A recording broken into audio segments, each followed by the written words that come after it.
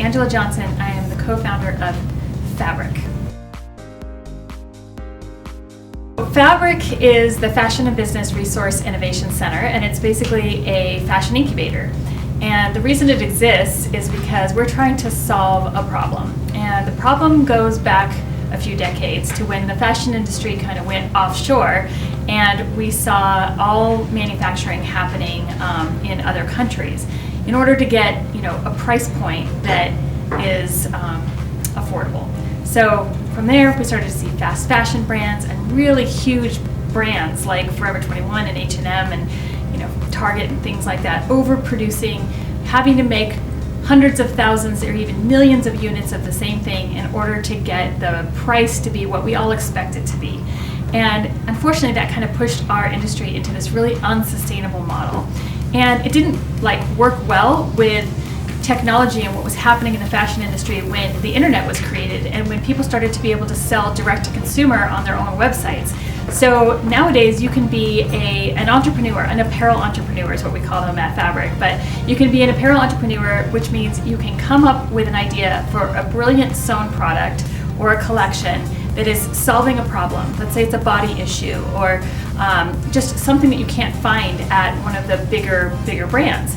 And you can sell direct to consumer online on your website. You can create your own website, and you can do this from anywhere. The problem is, unless you have millions of dollars to invest in product development and manufacturing and overproducing overseas and meeting huge minimums at these giant factories, then you're kind of stuck.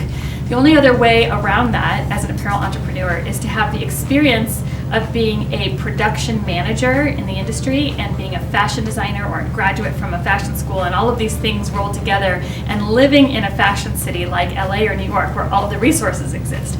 So you have to have this perfect formula to succeed, which is really hard to come by. And I know this personally because I actually was a designer in Los Angeles in the 1990s, and I was able to start small and make 50 units of each piece because I was a production manager for bigger brands and I had that experience and I had a degree in fashion and everything. I was able to grow a brand, and then when I moved to Arizona, I had to close that brand. That was a profitable business, but it was still too small to go overseas and meet giant minimums. And so I closed it because I couldn't be in Los Angeles physically if I was here in Arizona and oversee my production and quality control it and make sure that it still happened and everything came out okay. Without that hands-on part of the process, you end up risking things going terribly wrong, and I didn't want to take that risk. So I closed a profitable brand in the early 2000s and decided I would try to figure out how to solve this problem for other brand owners in Arizona.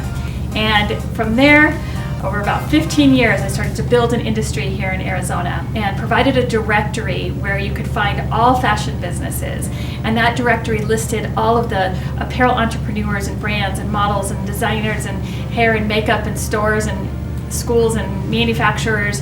And for 15 years, it kind of created a spark that ignited a fashion community here in Arizona, and we started to see lots of fashion weeks and cool things and fashion shows and stuff, and lots of schools offering programs, except the manufacturing section of the directory remained empty, and nobody could really manufacture their products. So if they showed their items on a runway locally, they just couldn't fill the orders, and it was really frustrating to watch, and I kind of felt guilty about it. So I wanted to create a fashion incubator that could provide no minimum manufacturing locally so that these apparel entrepreneurs could actually make small quantities and be able to start their businesses and test the waters and things like that.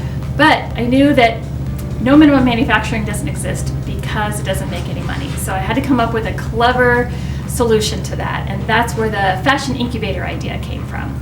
And the fashion incubator idea makes it so that not only can we offer no minimum manufacturing, but we also are able to offer everything else that a brand owner needs in order to be able to go through business startup, branding and marketing, product development and sample making, manufacturing, selling to stores, and even having a fashion show, because the model includes event space, office space, photography studios, hair and makeup rooms, pretty much everything a brand owner would need to make this happen. And when a brand owner can utilize all those other services, that is what is funding the loss of the no minimum manufacturing here at our fashion incubator. And we really heavily rely on events, and we have a beautiful event space that actually has a perfect setup for a runway. And so this place is hopping. It is actually filled with designers and brand owners, or apparel entrepreneurs as we like to call them, doing all kinds of things. They're having fashion shows on the weekend. They are utilizing our development and our manufacturing and our photo studios, and most importantly, they're utilizing the thing that we created that walks them through every step. It holds their hand practically. And it's a virtual roadmap, which is like our signature program. And we offer this through a membership called the Apparel Entrepreneur Membership. And when you're a member, it allows you to get into the roadmap. And the roadmap is hundreds, if not maybe even thousands at this point, of resources. They are steps designed to take you baby step through baby step through baby step through business, branding, design development, manufacturing, and marketing and events.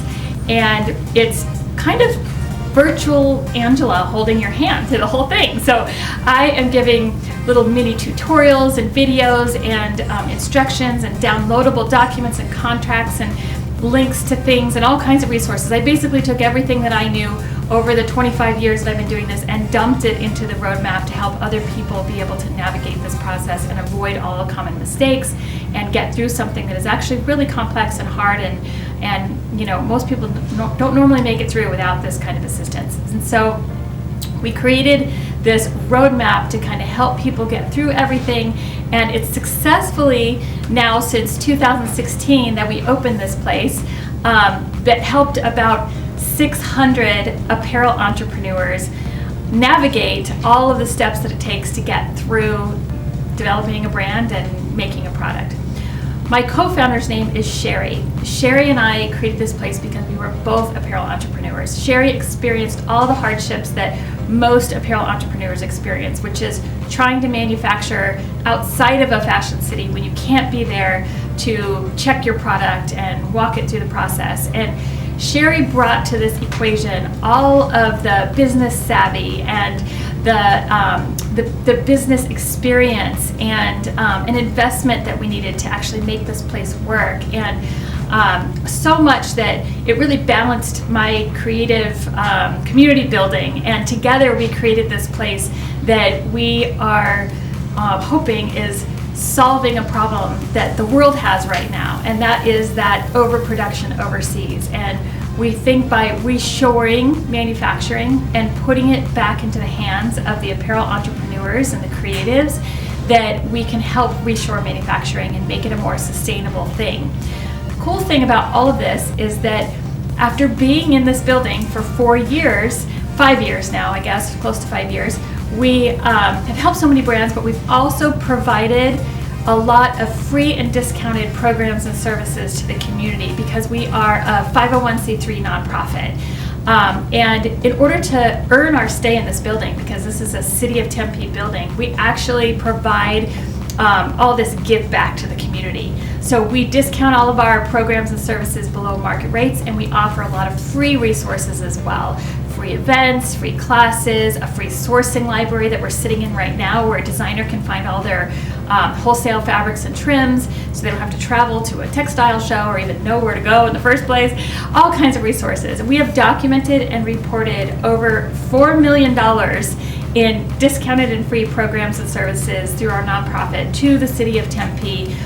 We do this reporting quarterly to City Council, and that's how we earn our stay in this building. So this is a really unique place, a really unique model that we haven't found anywhere in the rest of the country. There is no other incubator quite like this. Many incubators are trying to do the same thing where they're, trying to reshore manufacturing, trying to help brand owners, trying to make this process a little bit easier. And this place just goes a little bit over the top by providing everything somebody needs under one roof, plus the no minimum manufacturing. So it is a really unique space.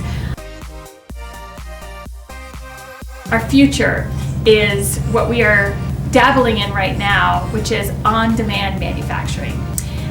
This came as a result of COVID, believe it or not. During the 2020 pandemic, when it first started in March, we almost had to shut our doors. And instead of shutting our doors, we thought, you know what, we have the skill and the resources and the will to be able to help our community, and we wanted to be able to make PPE items to be able to help the healthcare heroes. So instead of making masks, which we knew our whole community could make, we wanted to make something not everybody could make. We decided to make reusable medical isolation gowns, level 2 and 3, for hospitals and other facilities. So we converted our event space from a runway, and we basically refunded all of the events that were booked in there, and we turned it into a PPE factory. We acquired all the equipment, and we basically turned it into this big factory that had now 100 sewing machines, and we went from like 20 employees to like 100 employees overnight, and we managed to manufacture about 600,000 reusable medical gowns that could be washed 100 times, which kept 6 million gowns from going into the landfill. And we're really proud of that. Actually, 60 million gowns, if you do the math right. And we're really proud of that. And what it did was enable us to explore the on-demand technology that is the future of fashion.